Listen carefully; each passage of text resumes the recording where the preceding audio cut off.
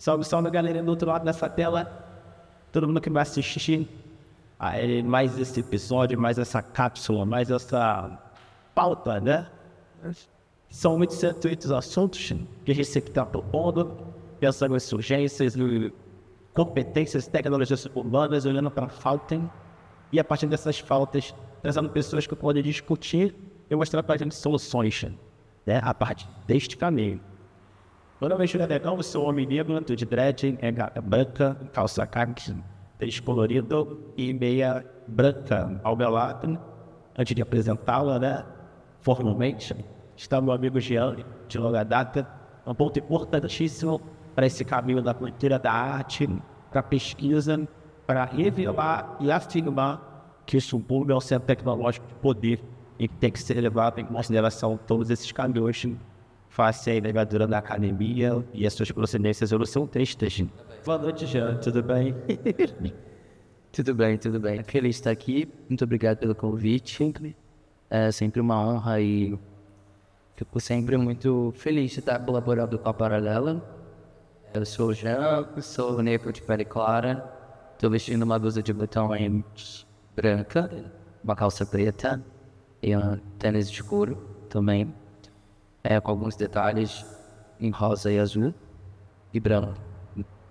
Muito feliz de poder pensar e articular um pensamento sobre o lugar, né, que dá chão, solo, terreno para essa criação. Então, é muito bonito pensar sempre no subúrbio como um lugar de centralidade, fazer uma quebra com esse lugar das margens, do precário. Então eu acho que reverter um pouco essa lógica de que estamos situados no subúrbio e ele é o nosso centro, é para onde a gente bate para o mundo, é para onde a gente olha todo dia, né? Então eu acho que essa primeira perspectiva abre para a gente um leque de discussões, né? Que eu acho que a exposição dá a ver essa potência, essa possibilidade, não só estética, mas política, narrativa, enfim. Eu acho que é muito bonito conduzir esse pensamento a partir de onde a gente está assentado hoje e para onde a gente quer projetar o futuro. Muito bom, muito bom. E é muito gostoso também te ouvir, porque Jean realmente foi sempre o entusiasta do meu trabalho, do trabalho do Gueto. Estando à frente do Galpão Bela Maré, estando no centro de discussões do Observatório de Favelas. É um cara que está no front, desenvolvendo, retroalimentando e alimentando, como o Sérgio fala, né? Sérgio dá para falar das potências que tem na favela e como elas se tropeçam aos montes. Você é um cara que está organizando isso. E é um cara que está num momento muito importante na minha vida também, que é quando eu realizo essa vontade de ter a parceria com o Galpão, o Observatório, e gentilmente só recebido por você.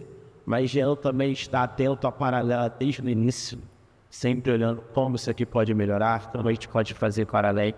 Então, é um conselheiro amigo da Paralela e também tive o prazer de ter o Jean como o meu mentor, né? Lá do irmão, que a gente pensando em curadoria e território.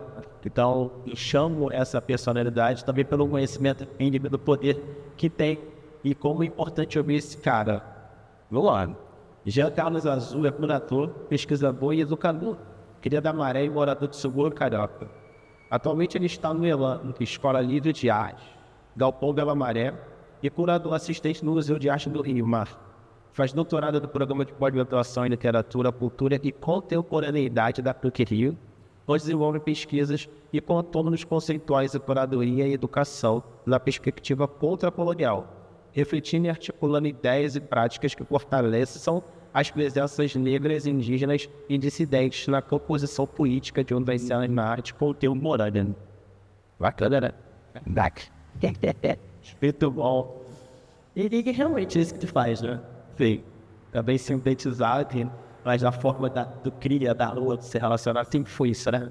Sempre esteve questionando os espaços e como eles podem melhorar para que esse véu, essa dificuldade que se agrega tanto, né, e que dificulta tanto, poder ser um lugar mais acolhedor, ou menos menos de violência, e que as potências, né, os trabalhadores e as trabalhadoras da arte pudessem sempre ter um lugar de melhoria, de avanço, né, Você não vai dar a solução, ó, vamos ficar todo mundo mas tem que ser com um caminho de qualidade, de profundidade. Todos os seus projetos colocam muito nesse lugar. E aí eu queria saber como é que começa isso, né? De onde que vem essa vontade? Tem um artista aí, ou é só insurgente, é um pouquinho de cada coisa? Como é que começa esse caminho da tua jornada? É interessante falar sobre isso, porque eu começo em 2012 uma formação universitária para ser artista, né? Um bacharel em artes visuais. E desde então começo a pesquisar o meu trabalho naquele momento. Então é um aspecto muito bonito, né? Então de 2012 até 2018 eu estava refletindo arte a partir do meu trabalho. E ainda muito inquieto, porque se por um lado tornar-se artista dentro de um lugar de periferia, favela, de subalternidade, já era um gesto político por si só, né? E em algum momento eu me auto-questionava por que meu trabalho ele não tocava nessas políticas, né? Por que não era um trabalho que ele falava sobre raça, sobre violência, sobre estereótipos, enfim. E aí eu tive uma grande crise, assim, com a minha produção artística naquele momento, porque ainda não tinha uma compreensão que hoje a gente vai recuar um pouco, né? Que é um artista de favela, ele pode falar sobre qualquer coisa.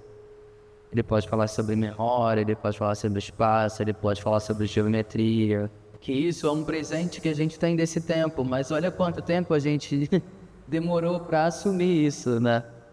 Porque eu acho que Seth trouxe coisas muito importantes para a gente, assim, para essa conversa. Porque se por um lado a arte contemporânea a gente consegue estar perto dela, né, hoje, o grafite já estava há muito tempo, né, nas ruas, nos muros, nas escolas.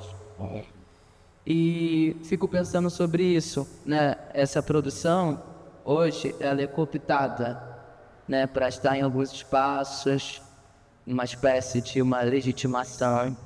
E era os desafios e as urgências que eu tinha com o meu trabalho. Como é que eu, jovem de favela, vou falar sobre quarto, sobre memória, espaço, enfim, questões oníricas, assim, questões, né, metáforas. Então eu comecei a me distanciar muito do meu fazer artístico dentro de um tempo onde me percebi violentado no sentido de que talvez eu não poderia estar falando sobre aquilo que eu estava falando, produzindo aquilo que eu estava produzindo naquele momento. E aí é onde eu me conecto com os sentidos curatoriais, por exemplo. Por quê? Estudando arte para ser artista, trabalhando num galpão que discute arte contemporânea dentro de uma favela, que estava ali conduzindo criações, vamos pensar assim, num sentido macro, né, que eram as travessias, arte contemporânea na Maré. E aquele território com as suas insurgências, que é um nome que a gente gosta de usar aqui, com as suas insurgências, com as suas emergências. Então, o que aquilo poderia dizer e contribuir para o meu trabalho, né? Eu acho que dentro disso tudo que vai me compondo, talvez o estar educador, foi o lugar que mais eu tenho convicções no sentido de como eu aponto hoje a minha carreira, a minha vida. Porque em algum momento eu tinha uma compreensão que o meu trabalho ele precisava ser pedagógico também, para além de estético, visual, enfim, crítico, político. E o tempo inteiro, e aí trabalhando no galpão com educação, vendo todas as construções tipográficas, políticas, narrativas, enfim, que aquele lugar construía, me fez voltar para o meu trabalho e voltar para num lugar também que era outro, assim, né? E eu falei, poxa, se pelo meu trabalho, dentro da minha produção artística, eu não estou conseguindo tocar em questões que para mim são muito caras, e porque eu me sentia muito implicado, porque ainda não tinha me chegado essa dimensão de que eu poderia falar sobre qualquer coisa, a curadoria foi um lugar que me chamou. Então, tinha um gesto que, na curadoria, um gesto que eu não tinha na minha produção artística.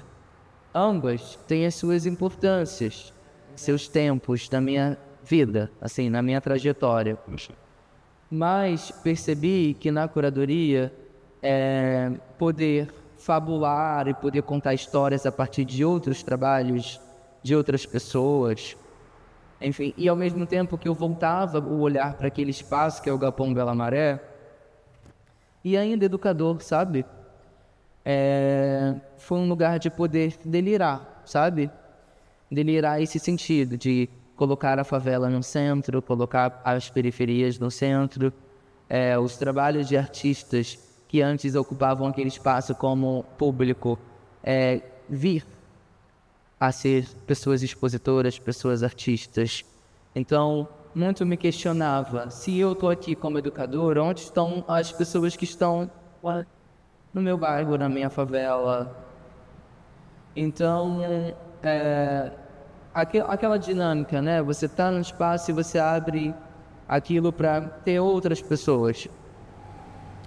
Então, de algum modo, a curadoria me chegou nesse momento, assim, de uma crise com o meu próprio trabalho, mas querendo muito conhecer o trabalho de outras pessoas. Ao mesmo tempo que eu trabalhava num espaço que tinha grandes nomes da arte contemporânea brasileira.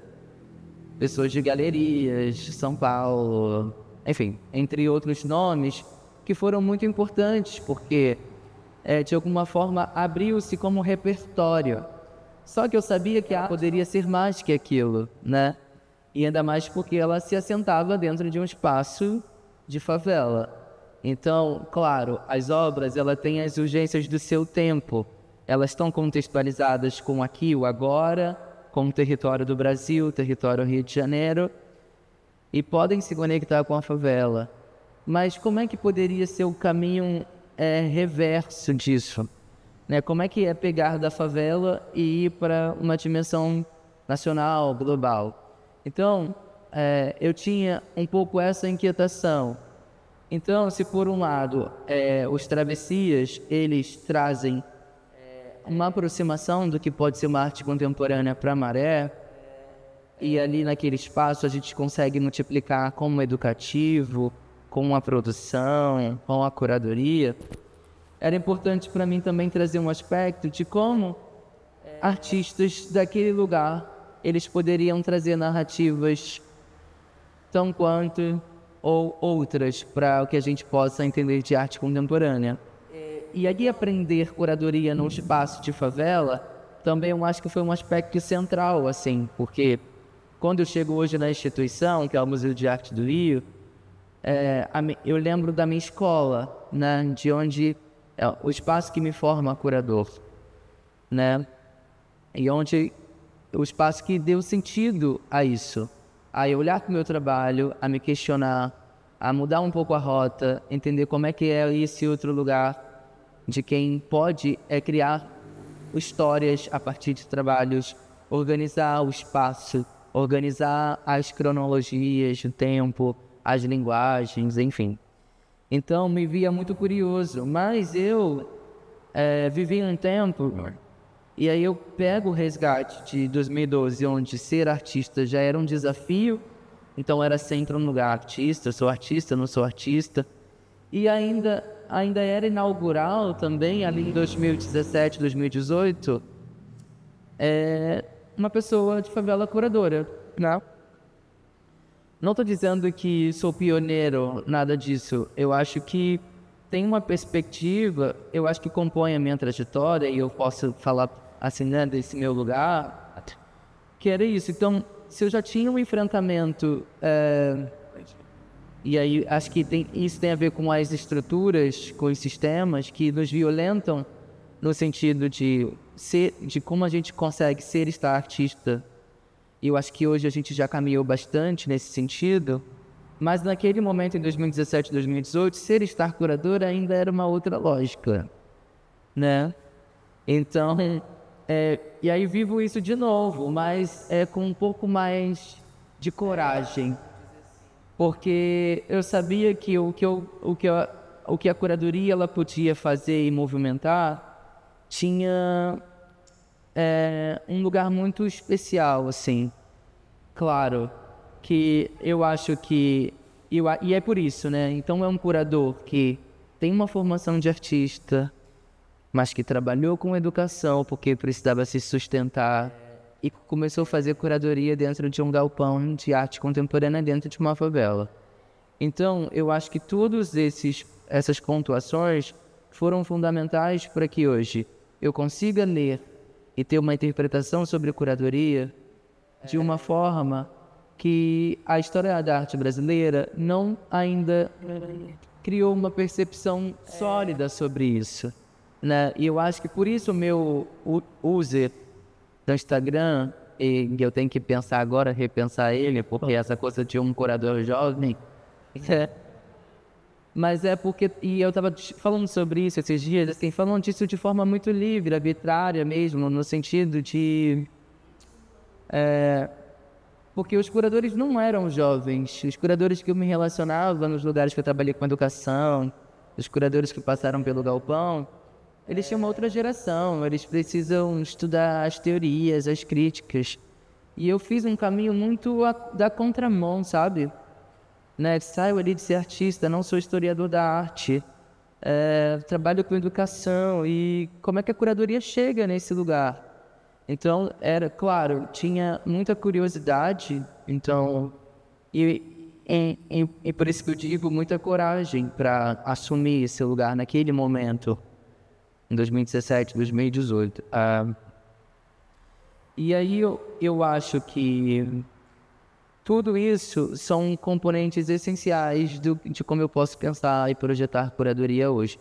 E não só a curadoria, né? Pensar arte, pensar a cultura, pensar a produção artística, produção crítica, produção narrativa. Então eu acho que estou dizendo tudo isso para dizer também de onde eu venho, né? Que é de uma favela onde as relações se dão de uma forma muito peculiar, né? E como a gente vem construindo coisas, enfim, dessa maneira. E por isso a favela é o centro da minha formação. E por isso lá onde é o lugar que me, enfim, que me fez acreditar ser curador, que me faz acreditar ser artista. E um artista que pode falar de qualquer coisa. Enfim, e por isso esses aspectos de educação, formação, articulação territorial e todas essas construções, né? Até quando o próprio Jailson Silva traz na dimensão do observatório, que é importante lembrar que o Galpão Bela Maré é um dos projetos do Observatório de Favelas. E Jailson, quando pensa e inaugura a instituição, ele vai falar sobre um paradigma da potência, que é exatamente de forma que quando a gente olha para um espaço como esse, para uma construção de favela, seja ela qual for, seja na moda, seja na arte, seja na sustentabilidade, no empreendedorismo, que isso é muito forte nesses espaços, a gente não lide mais como um lugar de ausência, mas como um lugar de potência. E aí esse paradigma hoje ele tem vários desdobramentos que vão se acrescendo, assim, né? Há uma ideia que a gente vai construindo sobre qualquer lugar da cidade. Porque o que é longe? Né? Por que o centro é centro se não é nem o centro na geografia, né? Dessa cidade? Então, como é que as nossas noções de centralidade foram sendo construídas a partir de um aspecto que nos foi dado, né? Que a margem é margem, o que é, né? Então, essas discussões, elas vêm e vão o tempo todo, e aí de formas, vamos dizer assim, atualizadas, né? E aí eu digo isso pra gente e com você, nesse espaço que a gente está aqui agora, E é porque eu acho que a partir daqui que a gente pode discutir arte contemporânea no Brasil, sabe, hoje. E se isso não é centro, o que é, né? Então, o gesto da fala, o gesto da narrativa, de como a gente articula um pensamento do que vem, do que está sendo agora e para onde isso vai. Então, isso também é poder fabular outras centralidades. É convocar na gente de dentro uma discussão que se abre para um plano nacional, assim, né? De uma discussão de jovens artistas, artistas contemporâneos, né? Então, é pensar o próprio nome, curanderia, e eu acho que, né, muito contundente quando você abre para a gente também uma outra possibilidade de ser curador, de estar curador e de pensar essa cena, né, que é o tempo todo, né? Como é que a gente propõe curas, né? Vamos pensar assim nessa coisa mais epistemológica desse conceito, né? E eu acho que é isso. E quando a gente vai mexendo com isso, né? Quando um curador jovem ele consegue estar fazendo curadoria, ou quando um curandeiro ele propõe uma articulação como essa, a gente também está mexendo com aquilo que foi nos negado há muito tempo, né? Sempre estivemos pensando coisas, sempre pensamos de forma estética, sempre pensamos de forma política, sempre lançamos ao mundo nossas estratégias. Só que faltavam a pessoas como nós nesses lugares, né, de decisões, de construções, as instituições, né, que apostavam nessas potências, que apostavam nessas presenças. Então eu acho que se por um lado a gente hoje tem construções nesse sentido, é porque a gente conseguiu mexer nas estruturas. E a gente foi mexendo devagarinho mesmo, né? A gente fala, nossa, quanto tempo que demorou pra gente entender que um artista negro ele pode falar sobre qualquer coisa. E aí eu tô falando de artista, né? Que a gente tá aqui nesse contexto, né, da arte contemporânea em si, mas eu lembro de uma pessoa da literatura, que é a Ana Paula Lisboa. Hoje ela mora em Luanda, mas eu tive a honra de trabalhar com ela e ela foi falando sobre isso. Eu quero ser uma apresentadora de um programa onde mulheres negras podem falar sobre qualquer coisa, elas podem fofocar, sabe? Elas podem falar sobre comida, sobre receita. Porque se por um lado destinam pra gente sempre um lugar de que somos muito políticos, de que queremos falar sobre a violência, e a gente, sabe, e a gente não... E hoje o ato mais político de todos é poder se despir disso, sabe? E poder falar sobre qualquer assunto, sobre qualquer coisa, sobre literatura, sobre geometria, sobre física quântica, sabe? Então eu acho que isso, o gesto de poder mora nessa extremidade, né? E é por isso que a gente vê linguagens tão distintas, né? Nos trabalhos, porque eu acho que cada vez mais os artistas eles podem falar sobre suas religiosidades, sabe? Sobre os mistérios de onde eles vêm. Então, artistas de raízes originárias propondo, sabe? Outros levantes, curadores, enfim. Para essa nossa compreensão hoje. Então, me sinto muito honrado de estar aqui e porque percebo nesse lugar uma possibilidade de abrir esse diálogo, né? De que estamos aqui e a gente está aqui falando de arte, mas que também não é uma arte que está distante da nossa vida. Pelo contrário, né? Vocês entenderam o que me traz aqui, essas aflições todas de estar artista. E quando eu falo para minha mãe, olha, artes visuais, ela nem sabe o que é. E toda vez tinha que dizer para ela o que era esse curso, né? Então, porque isso fala sobre acesso, né? O tempo todo a questão, o problema é o acesso, né? Porque se esse acesso não chega antes, imagina, né? Imagina só o que a gente teria hoje como cena nessa famigerada arte contemporânea, né? Então, falar sobre mim é também falar sobre outras pessoas que podem ter vivido esses limites de suas trajetórias, de suas cronologias. E eu acho que isso, né? Então, estar na maré, viver aquele complexo de favelas, hoje vai para onde eu estudo, vai para o que eu pesquiso, vai para o que eu posso falar aqui hoje, né? Então, eu tenho que lembrar sempre de onde eu venho, porque lá é meu centro, né? Então, eu acho que é isso, assim, um pouco, né? Desculpa, eu falei a beça. Claro, né? Você tá aqui pra falar mesmo. Isso é de casa, assim, um grande presente para nós dois, essa troca tão importante. E rompendo com qualquer tradicionalidade, né? Para quem não conhece, o Jean está conhecendo agora, esse é o cotidiano, o homem preto da favela da Maré, que flerta com a academia, está nessa instituição e está pronto para o que deve seja com violência, para propor uma outra coisa, mostrar outros centros. A paralela 22 ano 24 e os 808 assuntos é de realização do Gueto Coletivo, patrocínio da Secretaria de Integração Metropolitana do Estado do Rio de Janeiro, da Prefeitura do Rio de Janeiro, apoio institucional da Centro Cultural Bienal do Amazonas, apoio da Cabine de Montagem e da Ânimos Filmes. Então, rompendo com tudo isso, apresentamos vocês, Jean, e vamos ao assunto da noite. O assunto é o seguinte, insurgências, né? Quando eu começo a ouvir essa palavra, ela me chega também nesse lugar. Você vai falando, vai voltando também a minha trajetória nesse caminho, né? E aí, para cortar isso, que hoje você quer estrela nesse lugar aqui, não é sobre mim, mas chega esse lugar de insurgente como meio que um deboche, né? Como se fala arte naif, né? Para tentar colocar nós no lugar fora do centro acadêmico, dos grandes eixos. E aí eu vou pesquisar essa palavra, né? Mais a fundo, né?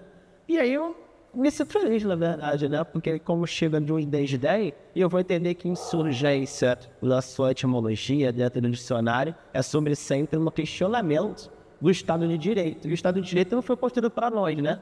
Quanto mais a arte, todos esses caminhos, a academia. Então, se o contexto da lua disso me faz eu insurgente.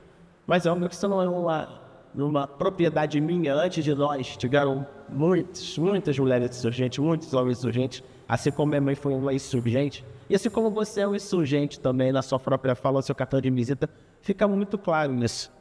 E aí, antes de levar nessa questão da insurgência, que também eu acho que qualquer coisa que a gente vai falar aqui agora, ela é política e é insurgente, a partir de que eu sou, mas você vislumbra tudo isso, que você traz para a gente e materializa isso.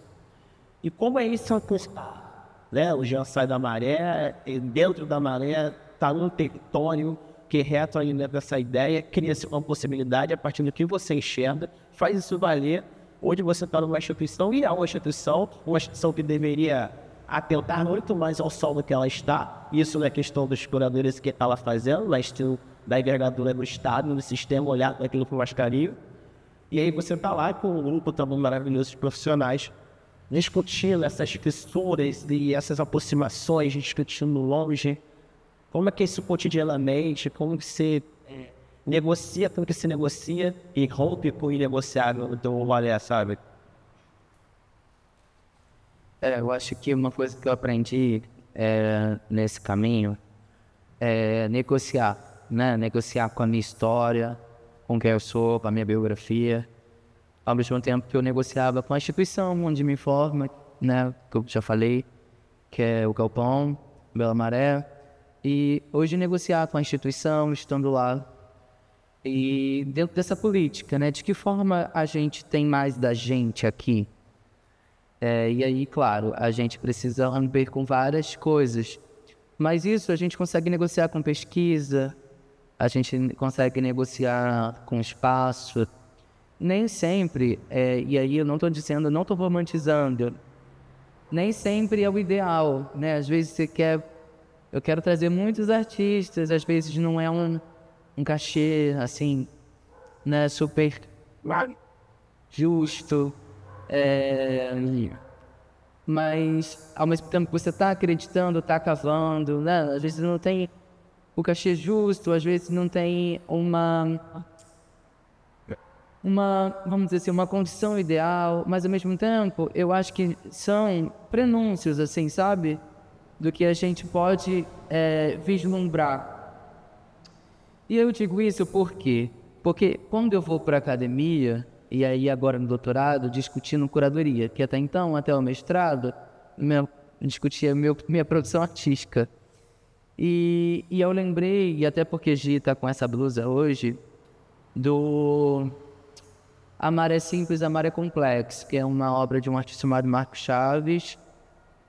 É um artista de um outro contexto, mas que foi fazer um trabalho que refletia o complexo de favelas da Maré, que a gente tem chamado de forma política de conjunto, até para que a gente não dê uma compreensão complexa, porque somos um conjunto, temos aqui as favelas subdivididas, né? Então não tem nada de complexo assim dentro dessa lógica, apesar de complexo também ser uma questão política, mas a gente tem usado muito conjunto de favelas. E esse artista ele fez um trabalho que era isso: amar é simples, amar é complexo. E dentro de um dos capítulos, e é isso para explicar a negociação, eu comecei assim, da tese, que eu botei curadoria simples, curadoria complexo. Por quê? Se por um lado, no gesto, eu tenho muito desenhado o que eu quero, os nomes, a narrativa, o conceito, tudo, o corpo, sabe? Mas quando eu vou para a instituição, ela vem com as suas questões, né? E aquilo que estava como um plano ideal, ele começa a sofrer os seus ajustes. E é onde uma curadoria ela pode negociar ou não, né, com a instituição, negociar ou não com os espaços. Então, é por isso que eu digo, porque se o gesto da curadoria chega, e para mim é muito tranquilo arquitetar aqui na minha cabeça, né, às vezes com tempo, às vezes nem com muito tempo, uma ideia expositiva. Curadoria é simples. Mas quando chega na relação com o espaço, com as outras pessoas, na relação com a acessibilidade, por exemplo, com os educativos, a gente vai entender que a curadoria também ela é complexa, né? Porque ela precisa ser negociada. E é muito bonito poder falar disso, assim, porque eu acho que a curadoria, e aí esse lugar do curador, ele começa a aprender com as outras áreas, com a gestão, com a produção, com a educação, com a museologia, né? Porque nem sempre aquele projeto que a gente tem como ideal, ele funciona dentro dessas outras esferas que compõem um museu, que compõem uma instituição, que compõem um espaço. Então, negociar é imprescindível para uma curadoria. E aí eu aprendi também, e aí aprender curadoria na Maré, eu aprendi sobretudo que negociar com o território era imprescindível. Então não era qualquer coisa que dá para se expor dentro desse centro cultural. Então tinha algumas delicadezas, alguns cuidados de quem são esses nomes, como é que eles chegam, como é que eles se relacionam, que trabalho é esse, quais são as leituras, né? Então, negociar foi sempre algo muito caro para esse trabalho de curadoria, para esse pensamento, sobretudo.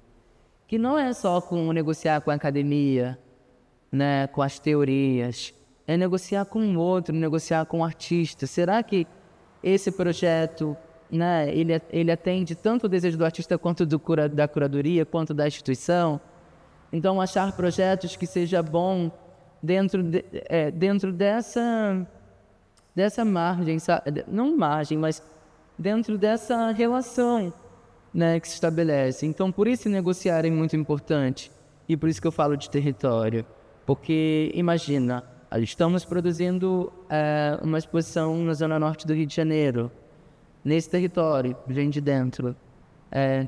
Cabem-se muitas coisas, né, muitas narrativas, entre cruzamentos, né, entre cruzamentos estéticos, geográficos, mas existem coisas que a gente vai precisar negociar, né?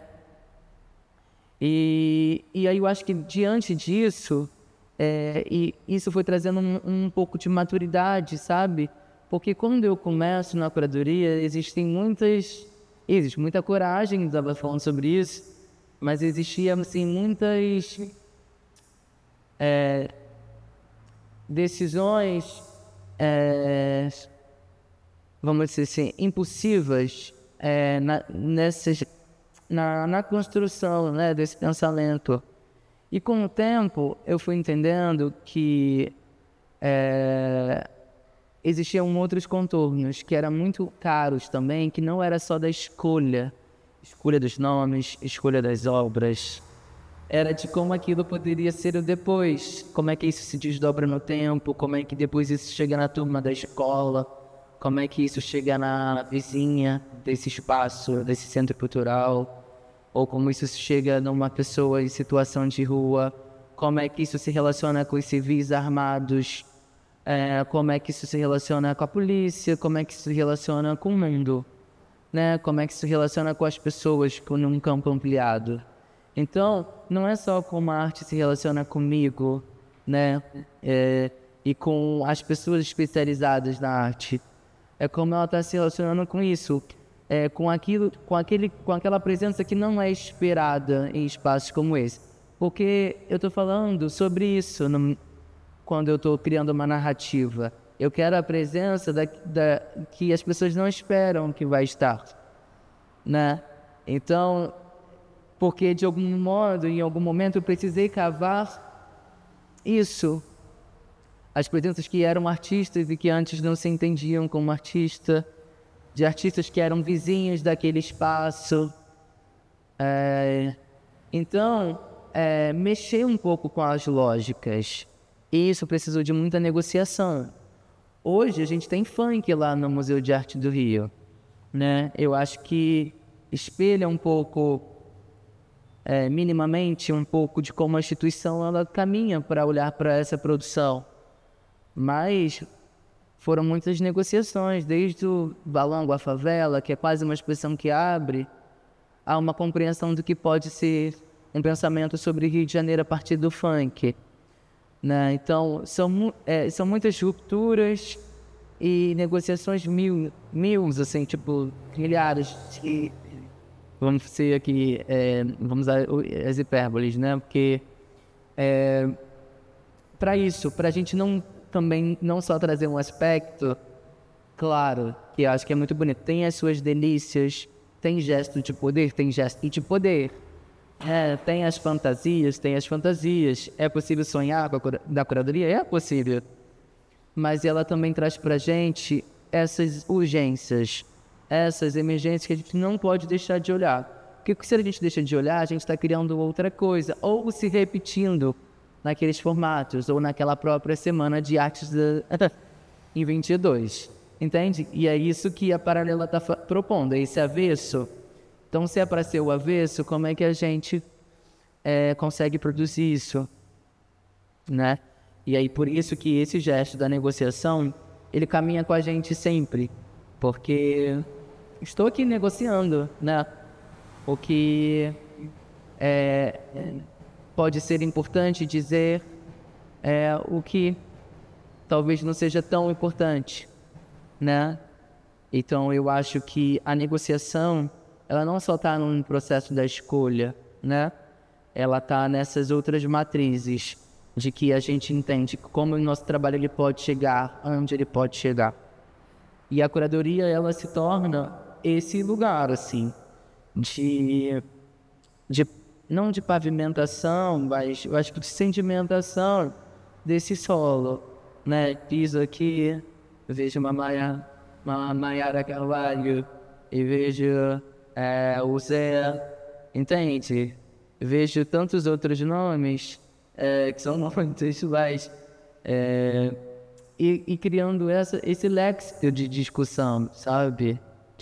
Tiago Modesto, nosso amigo que falou aqui antes do set, então, que falou sobre o trabalho, né? Então, quando o trabalho chega, como é que ele volta também, né? Da onde eu venho, para onde que eu tô indo. A gente falou sobre a maior violência que a gente tem nesse tempo, que é um artista não poder comprar sobre o seu próprio trabalho, né? E isso é uma realidade de muitos artistas hoje. Então, imagina. E quais são os artistas que podem se dar ao luxo de de guardar um acervo pessoal, guardar suas obras e não vendê-las, se a gente está discutindo sustento o tempo inteiro? Então, essa dinâmica da negociação está aí o tempo todo, do que a curadoria propõe e do que pode vazar dela. Porque quando o colecionador ele chega aqui, ele vai no artista, né? Então a negociação já é outra.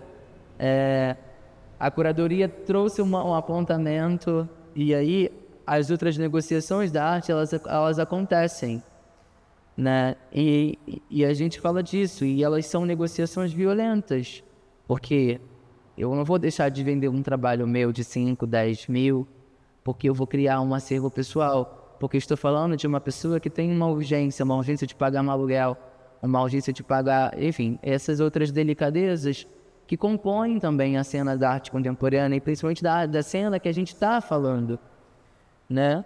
Que é essa jovem artistas de periferias e de favelas que precisam vender para continuar acreditando que ser artista também é um lugar de possibilidade. E que às vezes não é só para ele, não é só dizer só para ele. Às vezes precisa evidenciar isso na família, né? No vizinho, que fala, cara, que ideia é essa? Como assim você é artista? E ele vai ser, eu sou, porque eu consigo viver disso hoje. E a minha trajetória é uma evidência disso. Hoje minha mãe olha para mim e fala, nossa, deu certo. Aquele curso, porque eu nem sabia o que era, chegou em um lugar, tive chegar em algum lugar, assim, não tô rico, mas e é isso, onde está o sucesso? E talvez o meu sucesso seja minha mãe olhar para mim e falar, caramba, artes visuais, então meu filho faz isso, ele organiza a exposição. Se hoje ela fala isso para mim já é um sucesso, porque quem eram as outras pessoas curadoras que ela conheceu? Quais eram as outras instituições que ela frequentou? Uma pessoa que para o ensino no 5º ano do ginásio. Então, qual é a evidência do sucesso para mim quando minha mãe lê meu trabalho, quando minha mãe vai numa exposição minha? Então, para mim o sucesso está nessa dinâmica, sabe?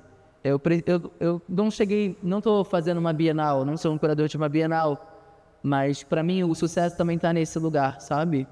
De que como eu posso contar sobre curadoria hoje, a partir de onde eu venho, e considerando esse lugar também um lugar de meu centro, uma centralidade do saber, do fazer e do pensamento do que pode ser arte contemporânea, de como a gente consegue negociar com ela hoje. Então, o sucesso para mim está nessas minúcias também, sabe? Porque isso diz muito a respeito de quem nós somos e o que nos compõe, né? Eu poderia ser curador porque meu pai foi galerista, marchand, enfim, entre outras coisas. Mas a nossa narrativa se constrói de forma diferente. Então, o meu sucesso ele foi sendo construído também. Eu acho que o sucesso da Paralela tem sido construído. Eu acho que a partir de organizações de fala e de consciência que nos faz entender de como chegamos aqui. E se chegamos aqui, para onde que nós estamos construindo, que apontamento de futuro é esse, sabe? Então, e eu acho que é por isso que negociar é tão importante, porque eu precisei negociar lá com a minha mãe, sabe? Quando eu passei no vestibular em 2011 para 2012, precisei negociar, falei, mãe, é o curso que eu quero fazer, sabe? E claro que nem era o curso que eu queria, porque eu passei com D na UERJ e não passei no Enem, e aí eu falei, não vou tentar comunicação, D é muito ruim, vou um pouquinho um ponto para a segunda fase. Queria muito fazer comunicação naquele momento. E aí eu falei, não, vou fazer artes visuais, tem fotografia, tem vídeo, eu acho que eu gosto dessas coisas, sabe? Então já tinha uma coisa assim, com as linguagens da arte, da música principalmente, porque coisa de criado na igreja, né? A música chega, as linguagens artísticas chegam pela música, pelo teatro, dança. Então no contato eu tive, então eu lembro disso. É importante negociar com essa memória também. Seja ela numa matriz evangélica, numa matriz das afro-brasilidades também nas religiões, né? Então a música está muito presente, a indumentária, né? Tudo isso é muito forte. Então é importante negociar também com essa memória que é anterior. Recuar um pouco e falar, poxa, não estou na arte também de bobeira, sabe? Eu tô porque eu acreditei que um dia eu fazia uma peça legal, entendeu? Na igreja. Ou que um dia eu aprendi a tocar um instrumento. Então, eu acho que tem aí uma negociação que volta, sabe?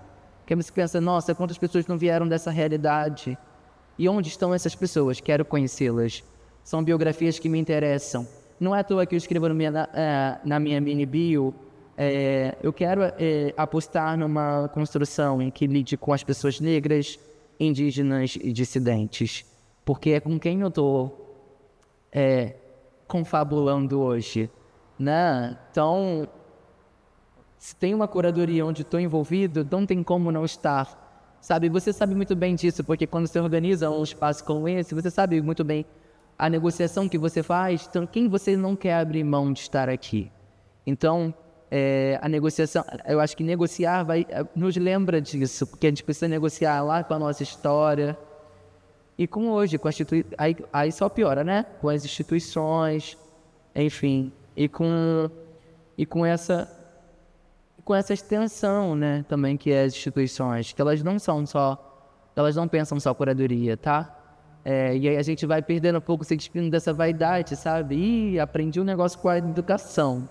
Não dá para colocar o trabalho nessa altura. E não dá para mostrar assim, temos que sinalizar. Entende? E como é que torna isso mais acessível? E tem que ter ingresso gratuito. Entende? Então são tantos caminhos, né? Que eu acho que chega pra gente na curadoria, que no final das contas o nosso trabalho é mais né? É só mais dentro desse campo que é muito cheio de negociações, de complexidades, né? Então, como é que a gente pode simplificar? Como é que a gente consegue distribuir e tornar mais fácil e legítimo o acesso? Então, acho que são discussões para o nosso tempo, assim, né? Discussões nossas, assim, né? Caras para a gente fazer. Então, para chegar em lugares que a gente consegue dar essa estrutura, ó, aqui, microfone, som, vídeo, uma pessoa operando tudo isso. Então, inclusive, obrigado. Eu acho que tudo isso dá um contorno, porque a gente reflete. E eu estou falando disso para a gente tirar um pouco a curadoria só desse gesto de poder. Olha quanta coisa a gente precisa também levar em consideração num gesto curatorial, né? Quando a gente está propondo um movimento como esse. Então, são muitas coisas que não dá para não falar, né? Eu acho que organiza a gente, quem a gente é, e organiza também os sentidos para onde a gente quer construir, assim, fazer, pensar, enfim, projetar. Incrível, porque vai falando, acho que torna público também nossos assuntos. Mas você já está dando ponto, inclusive, de uma inquietação que é do corpo de educação da Bienal, né? Eles sempre vão trazer esse lugar. Acredito que esse ano vai ser diferente, porque as pessoas estão lá, né? Mas sempre tem essa questão do não se conectar, do não negociar, do não aprender. E você está mostrando aqui para a gente, dando uma aula de que ser curador, na verdade, é ser mais um dentro do baile, né? Orquestrar com outras pessoas um final, uma experiência polêmica que precisa da informação. E aí é assim que nasce a gente, né? Estou lá, sei lá, quando falando de danismo negro, aí você tá me levando e conduzindo para outro lugar. Não, Júnior, você precisa olhar para esse lado, vem aqui olhar aqui, né? E quem, né? Renata Bittencourt também, aquele grupo ali, estamos ali, o quarteto discutindo o que vai ser de paralela, e a gente começa a dar força a uma inquietação minha, que vira uma pesquisa, que se consolida, e que vira isso, insurgência suburbana, as encruzilhadas, quando você vai falar de Helena Maria Martins para mim, que eu não conhecia através de você, e a gente está discutindo os novos rebeldes, somos nós, né? A partir do momento que a gente negocia com a nossa mãe, que já foi uma rebelde no tempo dela, para ser uma mãe solteira e segurar, mesmo a mãe casada também, né? Dessas que vem desses lugares, desse território, vai sofrer violências para poder se tornar uma rebelde a tal ponto de formar um novo rebelde. E entendo que o nosso lugar também é esse lugar da insurgência.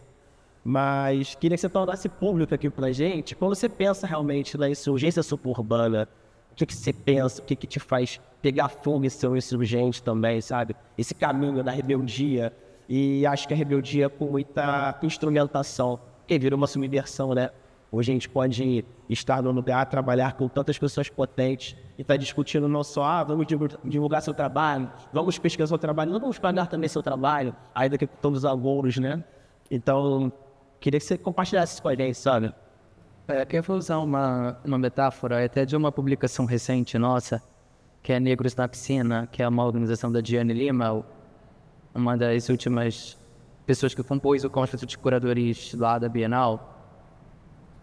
E aí eu pego aquele, eu tô lendo, devorando assim mesmo esse livro, e porque é muito importante para a minha pesquisa, porque a gente encontra poucas diferenças de curadoria, nessa perspectiva. Mas eu fiquei muito inquieto, assim, olhando para trabalhos como Paulo Nazaré, e eu levei essa pesquisa para um lugar que eu fui, e eu fiquei pensando, Negros na Piscina. Historicamente existe um registro disso, né? E por que a gente está falando dessa metáfora? Estados Unidos, década de 60, pessoas negras numa piscina, um homem branco jogar numa piscina, enfim. E a gente volta para essa cena, uma vez na piscina, aí eu penso, né? Uma vez na piscina, e agora? E agora? Uma vez na curadoria, e agora? Então eu fiquei pensando um pouco no gesto, né? Então, e aí eu brinco assim com essa coisa. Na curadoria, podemos nadar. Que era assim, se por um lado era desafiador estar curador, né? E olha, pele clara, né? Negro de pele clara. E aí de pensar quais são as outras pessoas curadoras, retintas, né? Dentro dessa lógica de construção, olhar para o lado, ainda ver Keina, né? Renata Bittencourt, mas que trabalha muito mais com educação agora.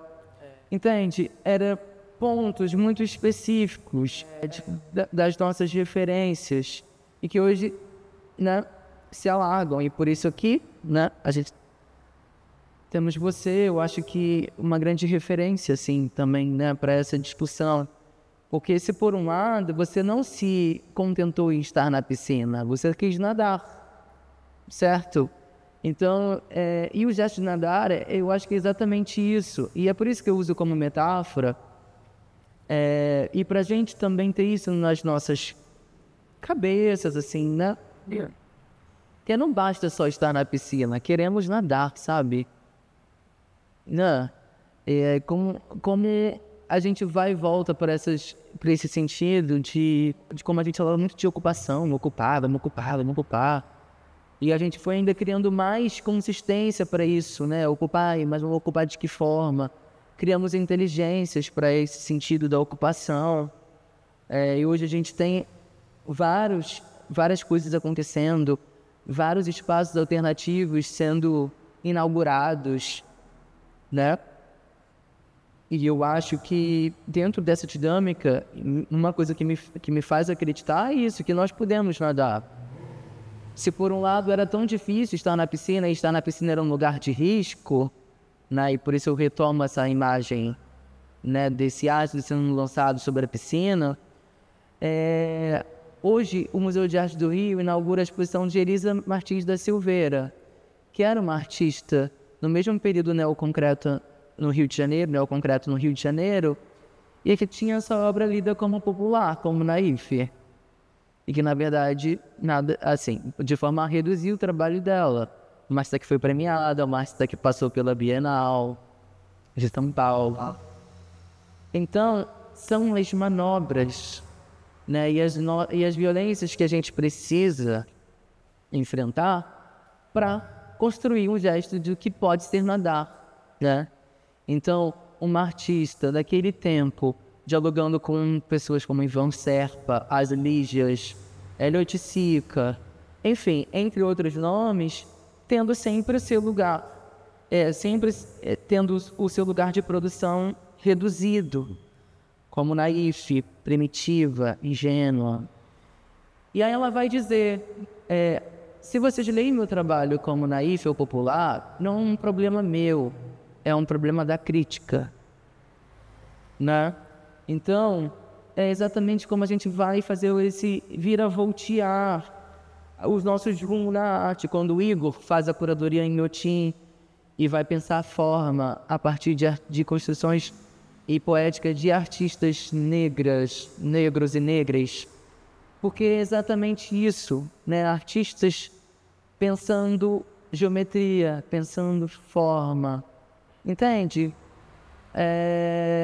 Não precisando falar sobre racialidade necessariamente. A gente falou um pouco disso. Então, isso é poder nadar na curadoria, sabe? Um curador negro poder fazer curadoria de qualquer outro artista, que não seja só um artista, curador negro fazendo uma exposição de artistas negros, entende?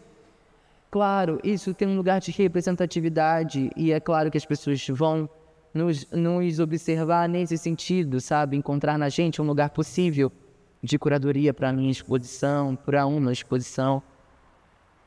Mas, obviamente, nós queremos falar sobre qualquer assunto. Queremos fazer curadoria de gravuras, sabe? Queremos fazer curadoria de esculturas. E isso, o tempo todo, e por isso que tem uma coisa da coisa espiralar de Lida Maria Martins, porque isso se repete, né? Se por um lado, claro, Elisa foi preterida dessa cena porque não aparece nos livros, porque não aparece em muitos catálogos. Se hoje a gente faz uma exposição sobre essa artista, de alguma forma nós queremos revisar isso, queremos nadar com ela, né? Mesmo que, de alguma forma, que a sua memória, a memória do seu trabalho, ela seja respeitada e colocada no mesmo lugar desses outros nomes. Então, poder nadar na curadoria diz respeito a isso, né? Ao aqui e o agora, mas também a esses recuos na história. Então, de que maneira também os trabalhos eles não recuam um pouquinho, né, para a gente poder dizer sobre outras coisas e assim poder nadar com essa pessoa, com essa coletividade, com esses artistas. Então, não quero mais só estar na piscina. Já entendi que é muito político, que é muito importante negros na piscina, indígenas na piscina, travestis na piscina, transmasculinas na piscina, mas queremos nadar, né? Queremos estar nas bienais, queremos estar nos catálogos, queremos estar como aquele trabalho do Augusto Leal, né? Em Dois Brasis, que é artista, ganhando cachê, diretoria negra, diretoria indígena, enfim, entre outras possibilidades que eu acho que conversas como essa nos ajudam a vislumbrar, né? E lembrar sempre. Queremos mais, né? Então, o não estar satisfeito só de estar na piscina também é um aspecto e um apontamento de que queremos mais, entende? Então, acho que toda vez que a gente vai falando sobre tudo isso, as negociações, as instituições, os territórios, eu acho que sempre são lugares bonitos de dizer e construir um sentido de quero mais. Muito que bem, né? Assim como todo mundo tá passando aqui, eu acho que eu vou pedir a Gisele, sei que o cachê da galera aí gera um sucesso, entendeu? Vai liberar pra ter mais 2 horas de papo, pra fazer um podcast com essa galera que, pô, chega a hora, não quero estar esquentando, tem que ir embora. Meu querido, sempre, mais que o privilégio, nós somos corpos políticos, assim, como o Sete, a Ana e todos vão passar por aqui. Então, estarmos vivos, podendo falar das nossas escolhas, face ao sistema que oprime tanto nossos pares, é um grande privilégio aprender com você sempre comigo. Você que está em casa, eu espero que você se divirta, acompanhe, compartilhe, curta, siga o trabalho do Jean nas redes, vai lá no mar, toma um café com ele, que ele tem um esqueminha de café lá bom pra caramba, um pudinzinho, né? É muito legal estar vocês aqui, ter vocês aqui, a Paralela 22, ano 24, e o 808 Assuntos termina por aqui, mas vem mais por aí. Beijo para todo mundo, obrigado à minha família, Gueto Coletivo, quem faz isso aqui ser possível. Beijo para todos, galera que fera. Tchau.